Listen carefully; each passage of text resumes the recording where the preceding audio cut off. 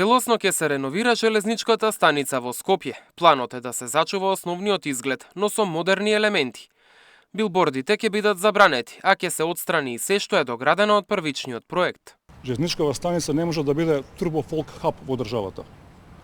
Нормално, може да има содржини од општествен, можам да кажам, интерес, нека има аптеки, нека има некоја цветјара, нека има комерцијални содржини кои што се општо прифатени секаде во свет.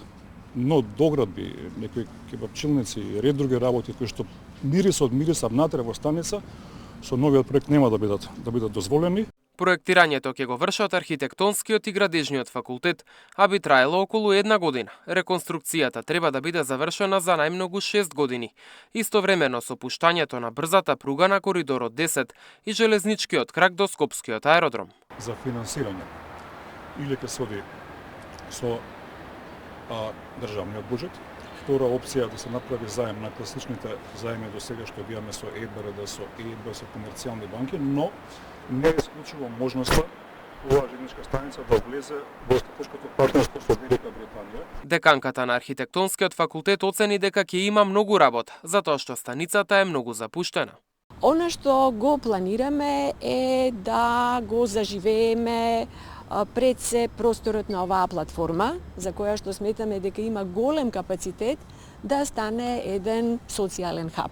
А тоа значи да абсорбира содржини кои што ќе бидат културни содржини, кои што ќе овозможат одвивање на настани на оваа платформа, ќе ја збогатиме естетски таа платформа. Деканот на Градежен пак рече дека тие ќе работат на целосна реконструкција на елементите од железницата. Мостовски конструкции, санирање на свлечиште и подпорни ѕидови. Е многу значаен овој почеток, затоа што ние сите сакаме да бидеме дел од едно пошироко семејство, да бидеме дел од таа паневропска мрежа во која што и припаѓаме реално.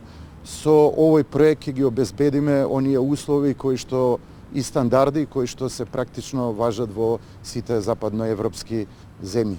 Железничката станица е отворена во 1981 година, како дел од комплексот наречен Транспортен центар.